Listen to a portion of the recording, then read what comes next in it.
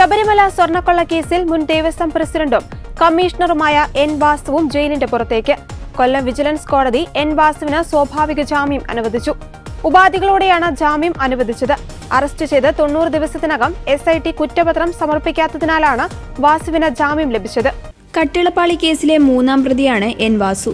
അതേസമയം കേസിലെ പ്രതികളായ പങ്കജ് ഭണ്ഡാരി, ഗോവർദ്ധൻ, KS ബൈജു എന്നിവരുടെ റിമാൻഡ് 14 ദിവസത്തേക്ക് കൂടി നീട്ടി.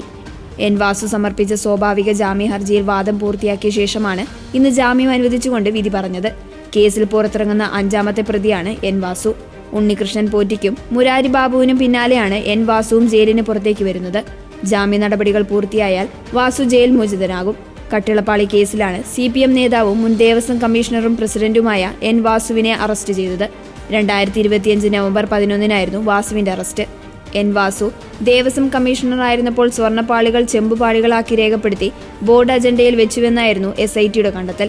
എന്നാൽ ശാസ്ത്രീയ പരിശോധനാ ഫലം വൈകുന്നതിനാൽ കുറ്റപത്രം നൽകാൻ SITക്ക് കഴിഞ്ഞില്ല. ഇതോടെയാണ് മറ്റു പ്രതികൾക്കെന്ന പോലെ വാസുവിനും സ്വാഭാവിക ജാമ്യം ലഭിച്ചത്.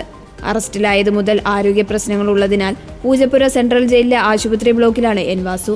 റിമാൻഡ് നീട്ടുന്നതിന്റെ നടപടിയുടെ ഭാഗമായി എൻ വാസുവിനെ വിലങ്ങുവെച്ച് കോടതിയിൽ ഹാജരാക്കിയത് നേരത്തെ വിവാദമായിരുന്നു.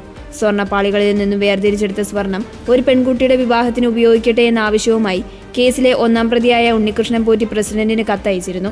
അധികം സ്വർണം പോറ്റിയുടെ കൈവശമുണ്ടെന്ന് മനസ്സിലാക്കിയിട്ടും ഈ കത്തിന്മേൽ നടപടിയെടുക്കാതെ എൻ വാസു തുടർ നടപടികൾക്കായി തിരുവാഭരണം കമ്മീഷണർക്ക് കൈമാറി.